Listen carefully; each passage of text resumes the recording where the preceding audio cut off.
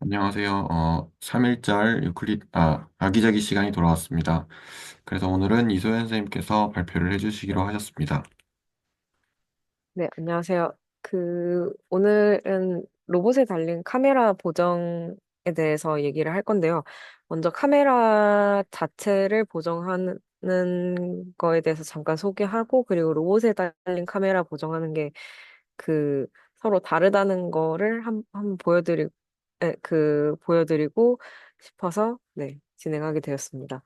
먼저 카메라 보정이라는 거는 일단 카메라 내부 파라미터를 추정하거나 렌즈 왜곡을 보정하는 건데요. 지금 여기 보시면 여기 이런 식으로 보시면 카메라의 선이 항상 똑바로 보이진 않잖아요. 좀 렌즈 때문에 왜곡 현상이 항상 있을 수밖에 없는데 그거를 방지하고 정확한 값을 알아내기 위해서 보정을 진행하는 거고요. 그리고 요새는 스테레오 카메라, 그러니까 카메라가 두 개나 달려 있는 거가 있죠. 그런 게 그 지금 두 개나 달려 있으니까 그 사이에 정렬하고 보정을 위해서도 필요하고 그다음에 이제 객체의 정확한 3D 위치를 추정하기 위해서 등의 이유로 반드시 진행을 해야 됩니다. 그래서 자주 쓰이는 패턴은 일단 지금 화면에 보이시는 체커보드 패턴하고 아르코 마커라는 게 있는데요. 그 고정 결과로는 이제 카메라 내부 파라미터 행렬이라는 거 하고 그다음에 그 왜곡 계수라는 게 산출됩니다. 그 내부 파라미터 행렬 같은 경우에는 이제 초점 거리나 주점 등을 나타내는 행렬이라고 할 수 있고 여기서 여기 행렬에서 F로 표시된 것들은 초점 거리고 이게 C로 표시된 것들은 주점이고 얘네 둘은 이제 이제 이 행렬 자체는 3D 공간의 점을 카메라 좌표계에서 그러니까 2D 이미지 좌표로 변환하는데 주로 사용이 됩니다. 그리고 이제 아이온 핸드 보정이라는 게 있는데 이거는 그 아이가 카메라고 핸드가 로봇 손이나 팔이라고 생각하시면 되고요. 그 그러니까 카메라 내부 보정은 기본적으로 완료가 되어 있다고 가정한 상태에서 이제 로봇에다 카메라를 달아서 눈을 달아주잖아요. 근데 로봇은 지금 카메라가 어디 달, 에, 그, 로봇은 그러니까 카메라가 어디 있는지를 알 수가 없습니다. 혹시 영상 계속 그대로 보이시나요? 아니요. 영상은 안 보이고 그림으로 보입니다. 네네. 그림으로 보이시죠? 네네. 그 로봇과 카메라가 어쨌든 위치를 모르니까 이제 둘 사이에 정확한 위치 관계를 알려줘야 되는데 그래서 아까 체커보드라던가 마커 같은 걸 사용한다고 했는데 여기서도 똑같은 방법으로 그 로봇을 움직여서 카메라가 이 패턴을 인식하게 해서 그 로봇과 카메라 사이의 위치 관계를 얻어냅니다. 그래서 얘의 보정 결과로는 이제 카메라의 좌표와 로봇 끝단의 정확한 위치 관계, 즉 변환 행렬을 얻어내고요. 지금 여기 그림이 보이실 텐데, 여기서 로봇이 자세를 두 가지를 하고 있습니다. 위에 자세하고 아래 자세가 있는데, 이, 그, 위에서 보이는 자세마다 카메라의 좌표가 이렇게 서로 달라지잖아요. 그래서 로봇 손목에도 좌표가 서로 달라지고, 얘와 얘 사이에 어떠한 변환 행렬을 이렇게 여기서도 그, 이게 H1하고 H2, 체스보드 역시 달라지므로 여기서의 패턴 변환을 인식해서 카메라와 손목 사이 미지의 변환 X를 알아내는 것입니다.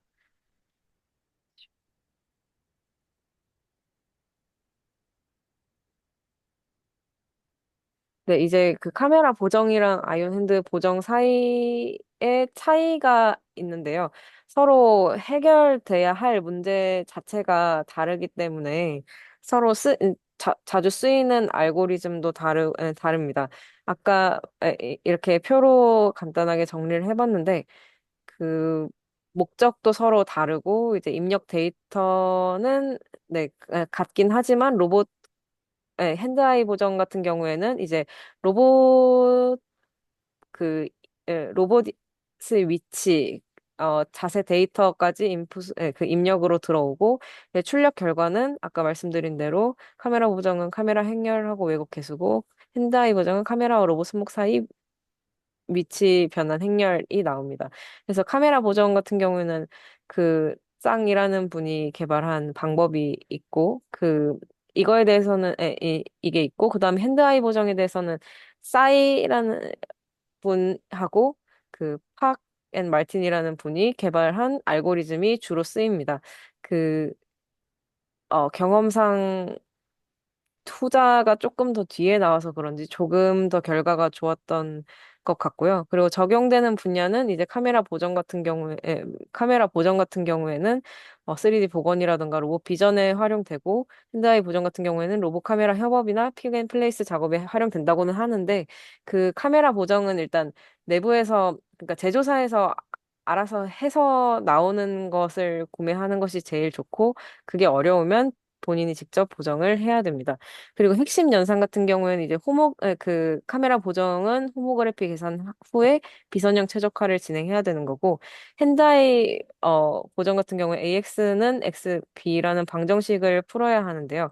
여기서 그 뒤에 한 번 더 나오겠지만, 여기서 X가 우리가 구하려는 카메라와 로봇 사이 관계식이고요. 그리고 A 같은 경우에는 이제 로봇 좌표계, 그리고 B 같은 경우에는 카메라 좌표계에서의 변환이라고 생각하시면 좋을 것 같습니다. 선형해법이나 리알제브라 등의 그 연산이 쓰이는데, 사이렌츠하고 박바틴 그 알고리즘을 순서대로 소개해 보겠습니다. 일단 팍 마틴 알고리즘에 관해서 그 간단하게 소개를 드리자면요. 사실 저도 이 알고리즘을 아주 자세히 알고 쓴다기보다는 이미 있는 것들을 가져다가 사용을 하는데요.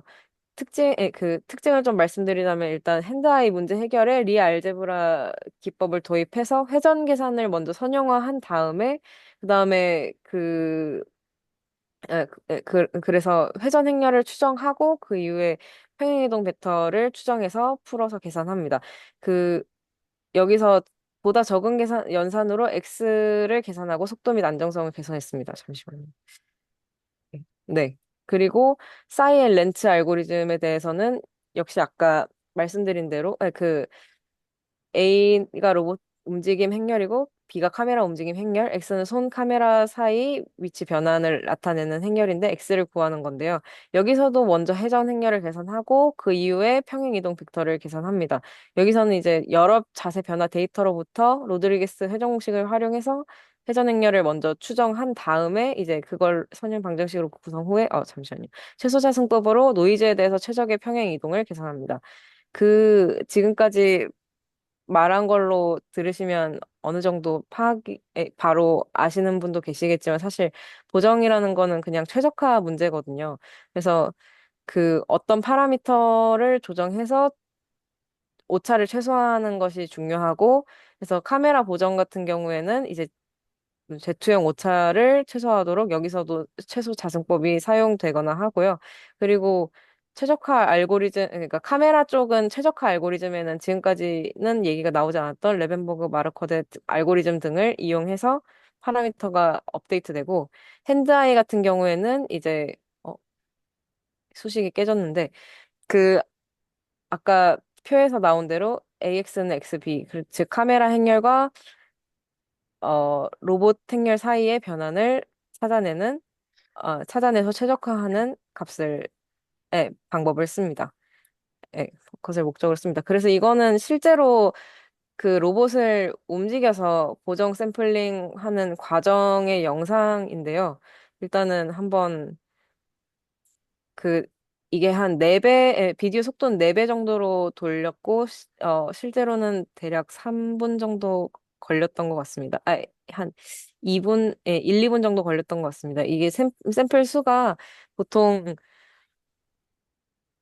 사실 잘 나오면, 운 좋으면 6개로도 잘 나오고요. 그 11개 정도면 어느 정도 괜찮았던 것 같은데, 일단은 한 30개를 넘어가면 훨씬 더 잘 나오기 시작합니다. 많을수록 잘 나오고, 위치 같은 경우에는 XYZ 평행이동은 1에서 3cm, 그리고 Z축 같은 경우에는 이제 이거는 그 카메라에서 너무 멀어지면 또 계산이 이상하게 되기 때문에 그 샘플이 이상하게 나오기 때문에 어 최대한 많이 멀어지지 않게 한 상태입니다.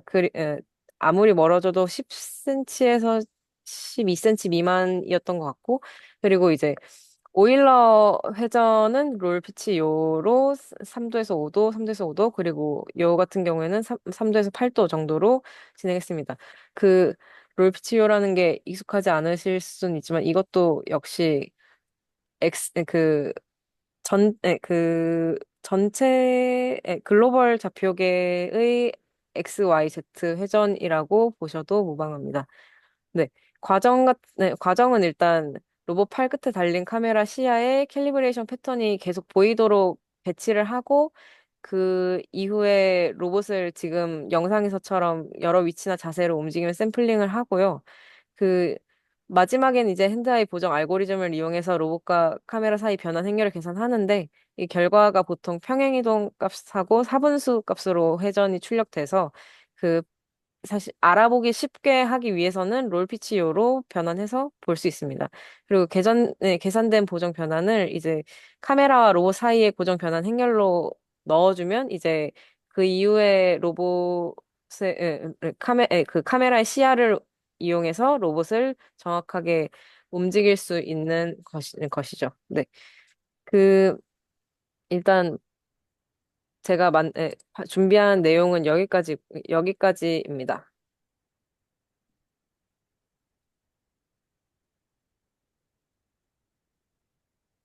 네, 감사합니다. 혹시 질문이나 코멘트 있으신가요? 앞부분에 너무 빨리 지나가가지고. 네. 앞부분 슬라이드를 조금씩, 네, 다시 한번 보여주시면 좋을 것 네. 같습니다.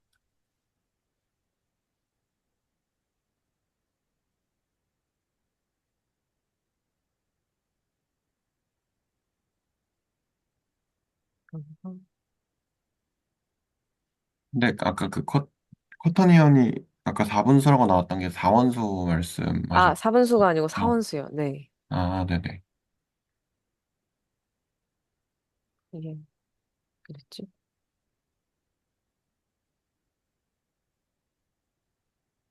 그, 그러니까 있는 거를 갖다 쓰면 실제로 결과 자체는 다 쿼터니안으로 출력이 되는데 그,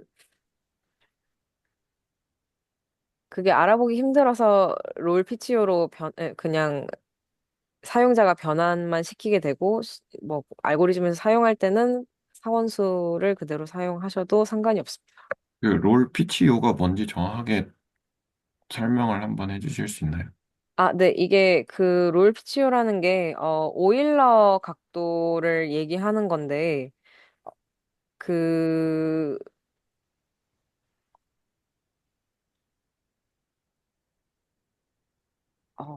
뭐라고 해야 되지? 그러니까 이거는 전체 좌표계, 그러니까 어떤 레퍼런스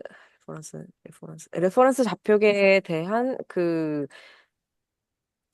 글로벌 회전 각도라고 생각하시면 편할 것 같습니다. 그러니까 XYZ도 글로벌 좌표계에 대한 평행 이동이라면 롤피치오는 글로벌 좌표계에 대한 회전이라고 할 수 있는데요. 이게 그 굉장히 직관적이고 항공 분야에서 뭐라고 해야 되나? 롤 같은 경우에는 좌우 회전, 그 다음에 피치 같은 경우에는 이제 앞뒤 회전, 그 다음에 요 같은 경우에는 그, 제가 그림으로 좀 그리는 게 나아요. 좌우, D, 그 다음에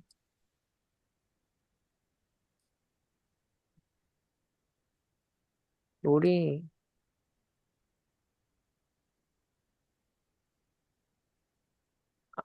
피치. 그 다음에 혹시 이렇게 보면 조금 이해가 되실까요? 음, 그러니까 X축, Y축, Z축에 대한 회전을 나타냅니다. 근데 실제로 할 때는 그 얘네는 세 개의 순차적으로 회전해서 뭔가 계산을 순차적으로 해서 하는 계산하는 것으로 그러니까 보통은 Z, Y, X 회전이 주로 쓰이는데요. 이거는 즉 요부터 계산하고 그다음에 피치 계산하고 그다음에 롤 회전 회전 각도를 회전을 계산하는 방법입니다. 그 이 네. 각각이 그러니까 축을 기준으로 해서 그 축 기준으로 어떻게 돌리느냐를 이야기를 하는 거죠. 네, 맞습니다. XYZ 음, 축 기준으로 회전하는 겁니다. 네, 네, 일단 알겠습니다. 그리고 앞에 너무 빨리 지나가가지고 지금 저도 조금 사실 네. 근데 그 알고리즘 부분이 사실 아주 잘 알고 설명을 하고 싶었는데, 이게 일단 시간이 없다 보니까 이 정도로 나중에 보시는 분들이 편하게 레이텍으로 일단 그 표시는 해놨거든요. 나중에 영상을 보실 때 이 부분만 보시면 어떤 원리인지는 대충 이해하실 수 있을 것 같은. 아, 그럼 그것도 조금씩 좀 추가적으로 좀 자세하게 좀 더 설명을 해주시면 좋을 것 같은데요. 저도 사실 이 이상으로 자세하게 설명은 힘듭니다. 저도 알고 쓰는 게 아니고 가져다 쓰는 사람이라서 아, 그래도 뭐 그, 거기 네. 레이텍으로 해놓으신 부분은 지금 대부분 스킵을 하신 것 같아서 네. 네. 그, 어, 정확하게 얘기하자면은, 그러니까, 로그 맵으로, 여기서는, 일단 여기부터 먼저 설명을 하자면, 여기서는 일단 로드리게스 방법을 이용해서 뭔가 회전행렬을 추정하고, 그 다음에 평행이동 벡터를 추정해서 얻는다. 이때 그 위 방법이나 아래 방법이나 항상 최소 달성법이 쓰이므로 이게 보정이라는 게 최적화 문제임을 알 수가 있다 정도로 사실 둘 다 요약을 할 수 있을 것 같습니다. 저도, 네.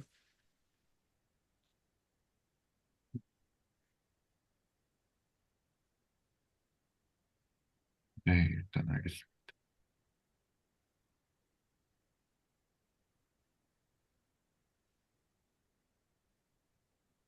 제가 이 다른 알고리즘도 많이 있는데 지금 사실 이 부분은 정리를 제외하고 자세하게 그 그림이라던가 아니면은 그거를 그 매틀렉 같은 프로그램으로 시각화라든가는 사실 시간 관계상 힘들었어서 다음에 한 번 더 이걸로 진행을 한다면 좀 더 그런 내용이 좀 제대로 설명될 수 있는 자료를 한번 준비해 보겠습니다. 음. 혹시 뭐 또 다른 질문이나 커뮤니티 있으신가요?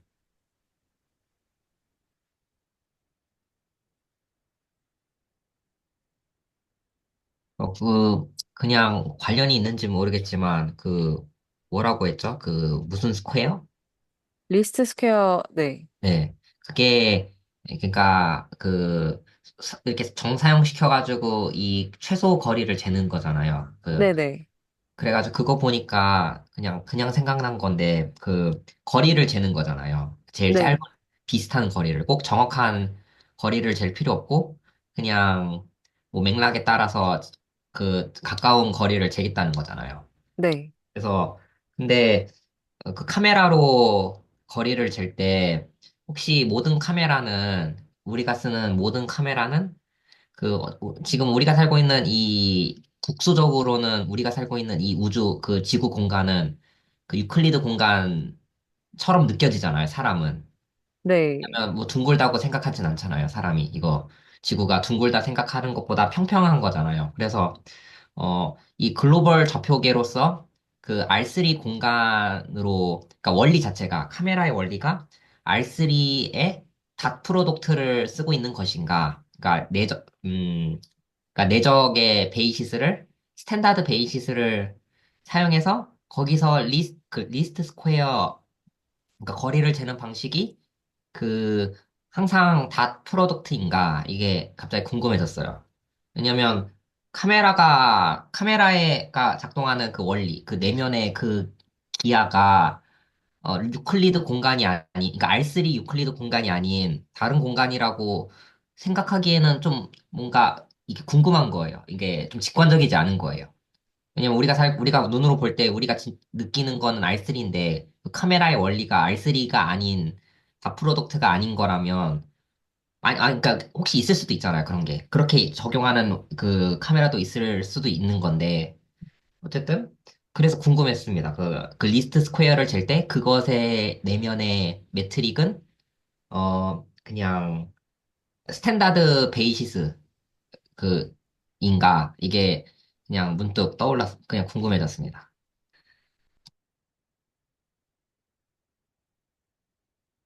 음, 잠시만요. 그, 일단 기본적으로 내적을 사용하기는 하는데, 이게 행렬연산을 항상 포함하고 있고, 그리고, 어, 이제, 잠깐만, 파겐 마틴이라 그래야 되나? 거기는 이제 리아 알제브라 상에서 변환되는 데이터의 오차를 최소화하는 방법이 사용돼서 이게 단순하게 다 프로덕트만 사용된다고는 하기 어려울 것 같습니다. 각 방법 둘 다. 네.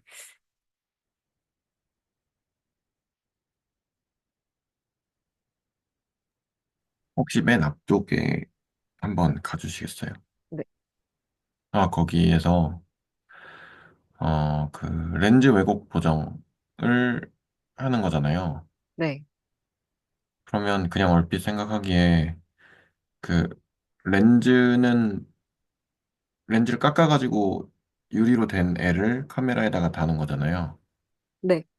그러면 그 기하광학이나 이런 것들을 사용을 하면 뭐 초점이 얼마고 렌즈가 어떻게 깎였을 때 그게 그 뭐 렌즈 구면 뭐 그런 기하학적인 구면의 이제 기하학적인 어떤 뭐 모양이나 아니면 뭐 두께나 이런 거에 따라서 어, 어떤 상이 어떤 점에서 나온 상이 어떤 점에 맺히고 이런 것들을 계산을 할 수 있을 텐데 네. 그러면 렌즈의 모양만 정확하게 알면 어 그렇게 이렇게 샘플을 잡지 않아도 그 뭐라 그래야 되죠? 왜곡되는 부분을 이제 그냥 순수하게 수학적으로 계산해서 할 수 있지 않나라는 생각이 들었거든요. 일단 기하광학이라는 거 자체를 제가 익숙한 게 아니라서 정확하게는 모르겠는데 그 일단 아까 여기서 한번 맨 마지막에 한번 말씀을 드렸던 것 같은데 카메라는 사전에 내부 보정이 된 것을 사용한다고 여기 적어뒀는데요. 이게 그 제조사에서 아마도 기아 광학 같은 걸 하시는 분이 그러니까 카메라 자체는 이제 내부 보정이 이미 되어 있는 내부 보정이 자동으로 되는 것을 그 자동으로 계산되도록 뭔가 카메라 보드 같은 데도 그런 거를 좀 얹어서 만들어 두셨을 것 같습니다. 그런데도 카메라 보정이 필요한 경우는 이제 그 값이 조금씩 조명이나 진동이나 온도 등에 따라서 이게 광학을 알고 있어도 그 주변 환경이 변하면 이제 계속 내부 보정값이 조금씩 달라져야 되거든요. 그게 항상 옳게 나오지는 않아서 뭔가 보정을 추가로 하는 사람들이 많은 것 같고요. 그리고 로봇이랑 만약에 로봇이라던가 어쨌든 뭔가 움직이는 거에 카메라를 달아 놓으려면 달아 놓고 계산을 하려면 사실 카메라가 어디 달렸는지 모델상으로 정확한 위치를 그 기계적으로 정확한 위치를 이미 아는 경우에는 굳이 이 보정을 진행할 필요가 없지만 그걸 잘 모르는 경우라거나 아니면은 모델상으로는 이렇게 달았는데 실제로 그 약간 다르게 에, 그 값이 크게는 차이가 안 나더라도 약간 다르게 달아버렸거나 그런 경우를 위해서 네, 카메라 보정이 꼭 그 로봇과 카메라 사이 관계를 설명하는 알아내는 알고리즘을 사용하시는 것 같습니다. 그게 차이가 있으면 어떤 뭐 결과에 대해서 뭔가 무슨 어쨌든 연구를 하려고 쓰는 거잖아요. 네. 그러면 어떤 그 연구에 대한 결과의 신뢰도가 또 차이가 나나요? 네, 그니까, 이게 굳이 얘기하자면, 눈이 어디 달렸는지 모르는 상태로 쓸 수는 없기 때문에, 물론, 만약에 사람이 혼자 계속 움직이려면, 사실 눈이 어디에 달렸든 크게 상관이 없을 수도 있겠죠. 사람이 만약에 로봇을 계속 움직인다면. 근데 로봇이라는 거는 사람이 움직이지 않고, 자기들이 자동으로 움직이는 경우가 많으니까, 그럴 때는, 특히 요새는 이제 로봇에 AI를 탑재한다거나 하는 경우가 많아졌잖아요. 그런 경우에는 이제 로봇이 자기 눈이 어디에 달렸는지를 알아야 그 알맞은 움직임을 만들 수 있는 거죠. 그 시야에 보이는 거는 이제 내 눈앞에서 한 10mm 앞에 보이는데 내 눈이 알고 보니까 내가 생각한 것보다 한 5mm 더 앞에 달렸으면 내가 이제 10mm를 갈 수 있다고 생각했는데 뭐 5mm를 갔더니 부딪혔다. 약간 이런 상황이 올 수 있는 것 같아요. 네, 일단 알겠습니다.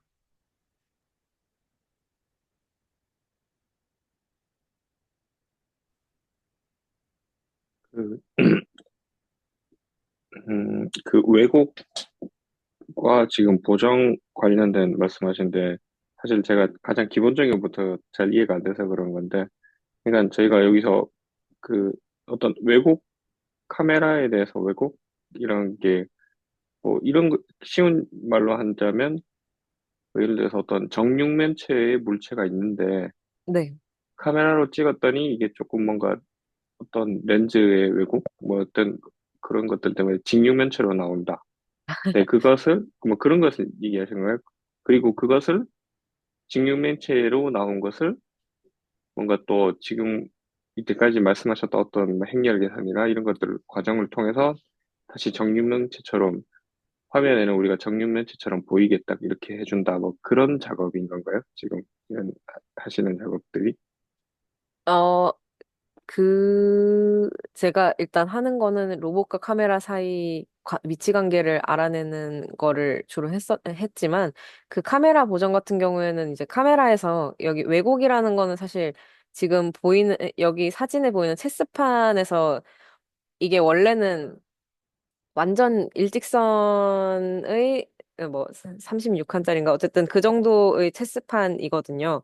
근데 지금 사진상으로 보면은 빨간 선들이 다 일직선이 아니고 좀 그 각도가 이렇게 기울어져 있죠. 그러니까 그 카메라에서 보이는 게 기울어져 보이는데 그 우리가 코드에다가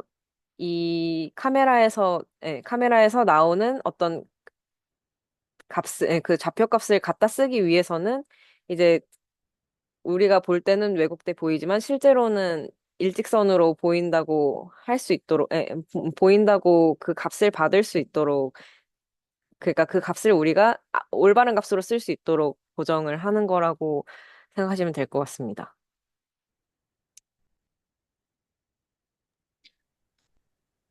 예전에 이제 또 사양기에 대해서 이제 좀 봤을 때, 뭐, 그런 것도 이제 봤던 것 같아요. 저희가 이제 뭐 사진 같은 걸 찍어서 이 사진상에서의 두 자동차 사이의 거리, 사진, 찍은 사진에서 그것을 이제 뭐 복비, 그때 우리가 예전에 막 했던 크로스 레이쇼를 이용해가지고 막 그 사진을 보고 실제 그 거리를 막 구하고 뭐 이런 계산을 또 제가 본 것 같은 그런 기억이 있거든요.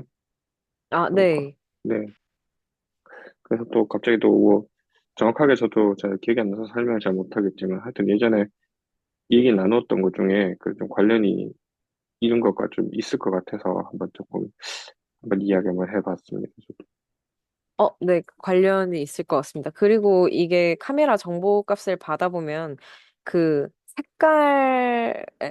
그러니까 컬러 옵티컬 프레임이라고 색 관련된 광학 프레임하고 그다음에 뎁스 옵티컬 프레임이라고 그러니까 영상에서 어떤 물체의 깊이에 대한 그 광학 프레임이 서로 두 가지가 나오는데요. 그 로봇 그러니까 지금 김민희 선생님 말씀하신 자동차 사진 같은 경우에는 이제 그 깊이 정보를 아마도 아는 카메라가 찍었으면 그것까지 활용해서 서로의 거리를 알아냈을 것 같고, 만약에 색깔 정보만 아는 애가 찍었다면 뭔가 다른 방법으로 이제 계산을 했을 것 같습니다.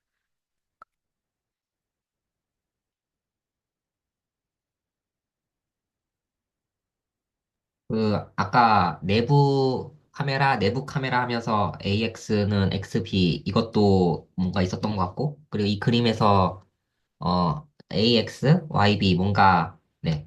그 화살표가 한 곳에 모이는데 네, 그게 뭔가 커뮤트하게 보이거든요. 커뮤트 해야 된다, 조건이. 그러도록 네네. 카메라를 만들어야 된다. 이렇게 보였고 사실 좀 이 작동 방식 그 AX는 XB 해가면서 수식들이 막 있었잖아요. 아, 네. 그래서 그 상황 자체를 그게 어플리케이션인 거잖아요. 카메라에 대한 어플리케이션인 건데, 그거를 좀 이해하고 싶다라는, 알고 싶다라는 그냥 그런 게 좀 궁금해졌는데, 근데 아, 결국 네. 그게 어플리케이션이지만, 그냥 좀 퓨어하게 바라보자면, 네네. 그것도 있었잖아요. XYZ 평행 이동하면서 동시에 뭐도 고려하냐면 회전도 고려한다. 그 네. PT 야인가? 그 세 가지 있었잖아요. 그 피치랑 야랑 아, 하나 롤 연결해서. 피치 요라고 하시면 될 것 아, 같습니다. 네. 그래서 그러니까 그러면 그거를 수학적으로 기술하기 위해서는 평행 이동도 동시 XYZ 3차원 평행 이동도 동시에 고려하면서 그 회전도 축에 대한 회전도 동시에 고려를 하려면 4 곱하기 4 행렬이 뭔가 필요하겠다. 이렇게 네, 좀 맞습니다. 네. 생각이 들었어요. 왜냐하면 마지막 축은 그냥 1로 두는 거죠. 1로 두면 아, 평행 네, 이동 맞습니다. 고려를 하는 거고 뭐 회전을 할 때도 맨 마지막 축을 1로 두고 그 마지막 열을 다 0으로 두면 회전만 고려할 수 있잖아요. 네, 맞습니다. 네. 네. 그래서 약간 수학적 기술 면에서는 4 곱하기 4 행렬을 가져다 쓰면 하나의 행렬만으로도 그 평행이동과 회전을 동시에 디스크라이브 할 수 있다. 이렇게 좀 보였고. 그러니까 첫 번째 그 사진을 보니까 그런 생각이 바로 들었고.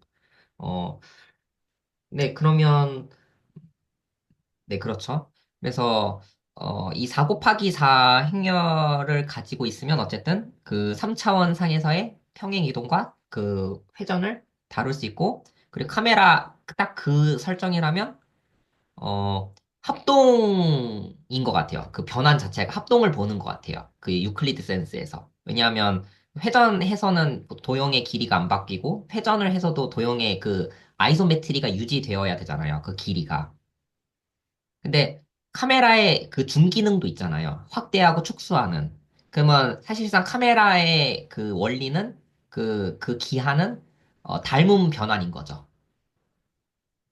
네. 음. 왜냐면 우리가 줌인하고 줌아웃도 하고 싶으니까 닮음을 더 고려해야 되는 거죠.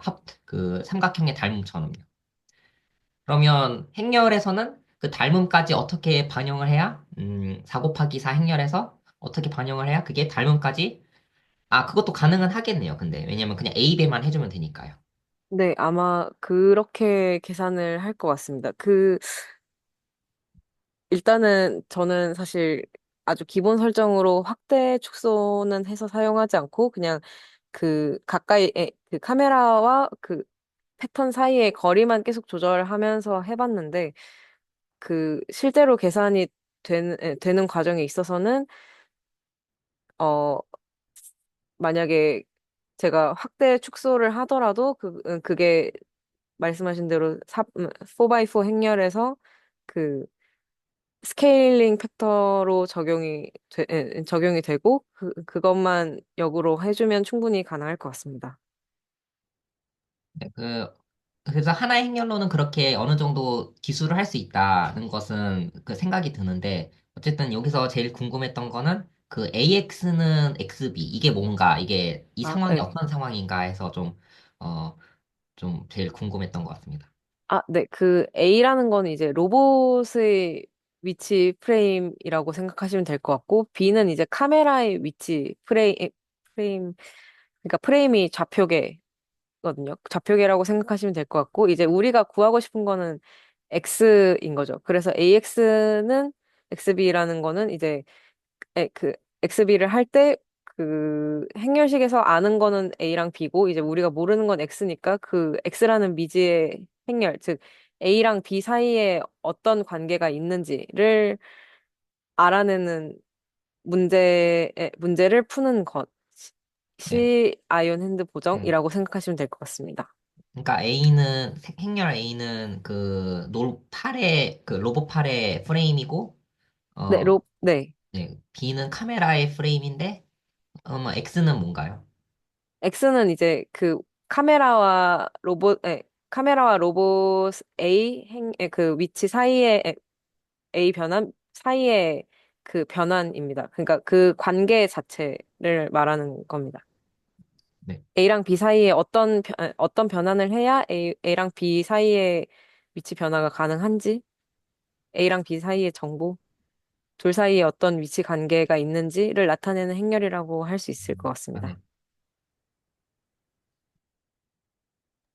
그 혹시 그러면 어 예를 들어서 이제 정사각형이 있다고 하면 아까 이제 김민기 선생님 예를 드신 것처럼 사실 정사각형을 각도에 따라서 이렇게 관찰을 할 때 무슨 평행사변형처럼 보이기도 하고 아니면 뭐 직사각형처럼 보이기도 하고 이렇게 될 거잖아요.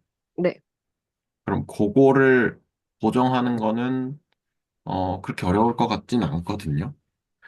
근데 문제가 그런 각도에 따라서 그 아까 이제 제가 질문을 했던 거에 대한 답변으로 각도에 따라서 그 곡률이라든가 이런 것도 좀 달라 보이게끔 그렇게 사진이 찍히는 거죠.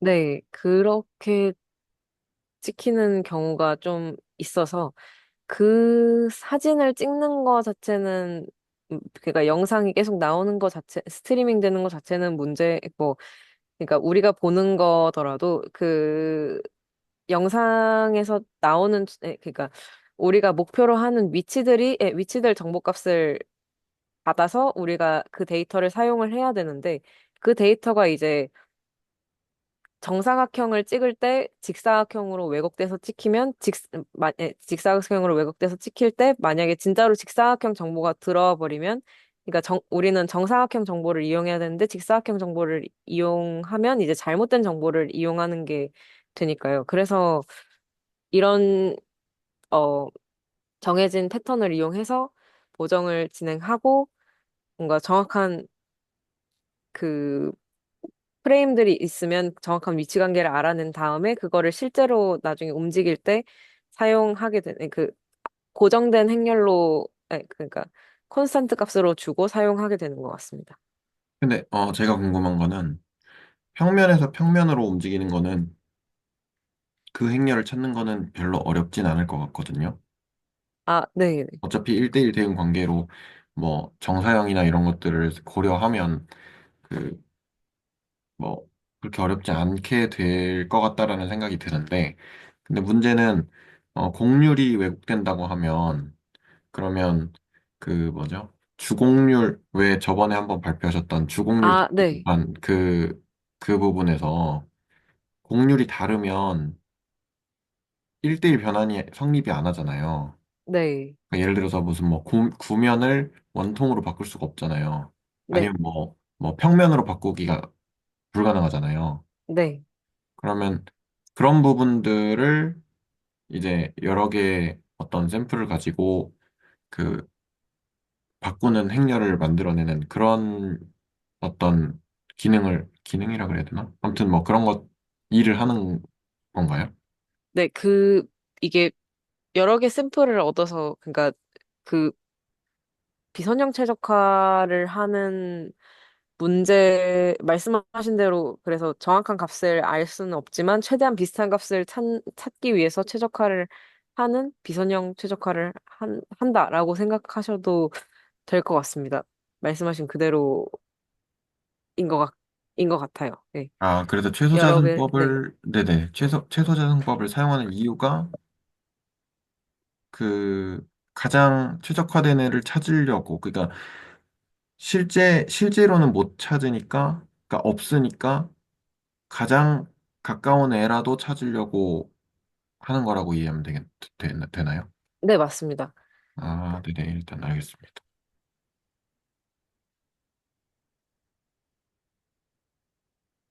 변수가 몇 개 들어가나요? 자승법 할 때는. 일단 샘플링 개수가 그 패턴에 따라서는 다른데 그 운이 좋으면 6개, 여섯 개지만 보통은 그렇게 쓰지 않고 보통은 최소한 10개, 그리고 저는 정확한 값이 나오려면 대략 30개 정도, 30개 이상을 모아야 됐었고 그 저보다 그러니까 복잡한 패턴이라던가 아니면 특수한 경우에 있는 것들은 이제 그거보다 훌쩍 넘어가게 샘플을 많이 하십니다. 네. 그 샘플 개수 말고 그 변수 개수는 몇 개인가요? 변수 개수에 따라 또 뭐 계산이 뭐 쉽게 되고 잘 안 되고가 또 결정이 되지 않나요? 아, 이게 그, 일단 카메라 내부 카메라 인트린직 팩터 사용하는 거랑 그 다음에 익스트린직 팩터 사용하는 거는 서로 좀 다르긴 한데 이제 어쨌든 평행이동이라던가 아니면은 회전 변수니까 총 6개라고 사실 할 수 있을 것 같고요. 그리고 잠시만요. 로봇이랑 카메라 사이에는 이제 그렇게 6개고, 카메라의 경우에는 카메라 종류에 따라서 좀 달라질 것 같습니다. 일단 아까 제가 여기서 제가 알아낸 걸로는 내부 파라미터 행렬이 이런 식으로 형성되어 있는데 이거보다 복잡할 수도 있지 않을까라는 생각이 왜곡 개수 같은 것도 산출해야 되니까요. 그래서 그 일단 핸드아이 같은 경우에는 6개, 이 카메라 같은 경우에는 조금 얘기가 다를 수 있을 것 같습니다. 네, 감사합니다. 혹시 또 질문이나 코멘트 있으시면 네, 해주시면 감사하겠습니다.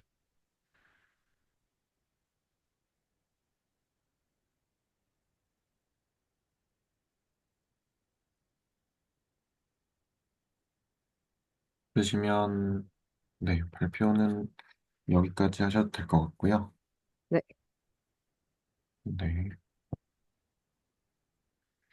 그래서 오늘은 일단 이소연 선생님 네, 발표를 들어보았고 카메라에 대한 어떤 보정 네, 에 관련된 이제 발표를 들어보았습니다. 그러면 혹시 뭐 매틀랩으로 그 아까 말씀하셨던 부분은 막 어떤 3D 그림 이런 것들도 이렇게 혹시 보여주시나요? 네, 일단 롤피치오에서 그 쿼터니안으로 변환되는 그 영상 같은 게 사실 아마 찾아보면 많을 텐데, 그런 거 없을 수도 있나? 그런 거라든가 아니면은 이제 실제 그러니까 아까 알고리즘 등에서 나왔던 변환 과정을 한번 보여드리고 싶습니다. 나중에 어, 다시 발표 진행할 때요. 예.